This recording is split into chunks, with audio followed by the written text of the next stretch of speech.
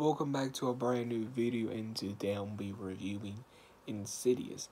Now, don't know if I did review this before. If I did review this before, let me know in the description below.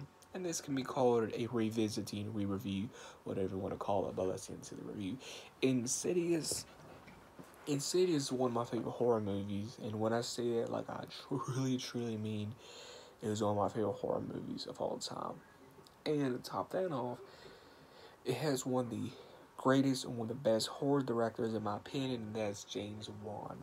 James Wan does an excellent job of executing this film and executing how it's shot, how it's filmed, and really everything. I love how James Wan does his films, and I think Insidious, to me, he did Dead Silence, but I feel like not a lot of people, it's hard to, for me to say this, because like James Wan is always, before Insidious was always a known director, but I think like he didn't get to show his talent, his talent until Insidious came around.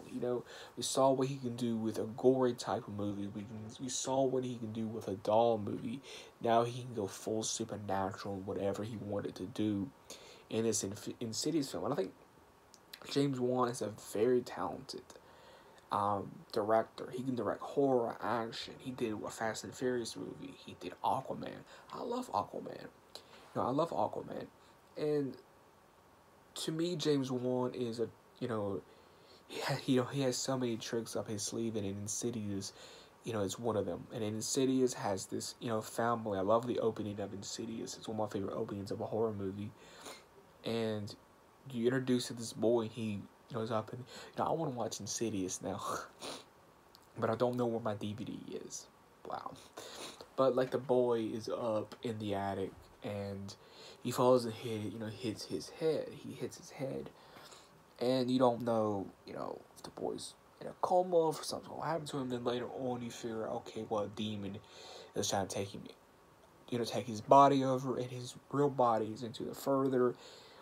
And I like how this movie's not complicated. I love the suspense in it.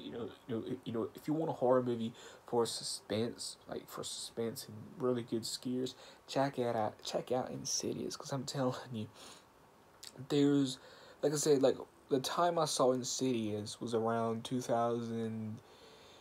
It came out in 2010, and I saw it in 2010. Yeah, I looked around 2009, around like 2010 and 2011, I stopped being scared of horror movies. But and I mean this, like, when a horror movie gives me chills, whether that be for the first or 1,000th time, when a horror movie gives me chills and makes me jump, then you did something right. Because Insidious gives me chills throughout the whole film, and it gets me jumping. And one of my favorite scares is when the father is in the chair and the red-faced demon is behind him, and you get that really awesome scare. And that scene still gets me. And Insidious is one of those films to me that gets you thinking. It's one of the few horror movies that actually get you thinking, could this actually happen? We know demons and stuff are real. Well, I believe in demons and stuff like that, I believe in ghosts and stuff like that, but, like, could something happen to the level of this? You know what I mean? And so and I think that's just a fear. I feel like James Wan did that, in a good way. He executed so many fears into this film, as well, like demons. He executed, how would you feel if something happened to your child, he executed demons, and how, would you feel if something happened to your child. And Insidious, if you think about it, does play off fears. Like, as an audience watcher, it does play off fears. Like, I don't have any kids, but I could, I couldn't imagine having my kid fall from an attic, then all of a sudden, like, a demon's trying to take over his body. You know what I mean? Like, even the kid is falling from the ladder. You know what I mean? And And I think like as you get older, Insidious is one of those films where you start to see everything, that this film is telling you, that it plays off of fears and it plays off of mainly everything of society. And Insidious is the classic horror movie. The score, I love the score, and there's not a lot, not a lot of people talk about the score. In this, not a lot of people talk about the score, and that kind of upsets me. That kind of upsets me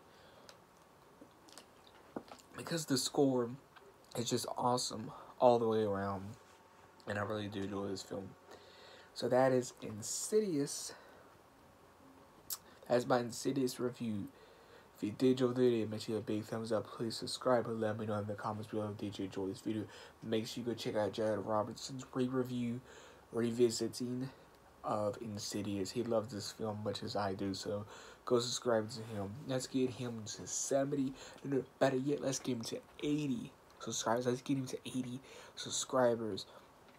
And we'll catch everyone in the next video. I've been recording a lot of videos. So I mean a lot of videos, like 2 weeks worth of videos. And I'll catch everyone in the next video. Peace.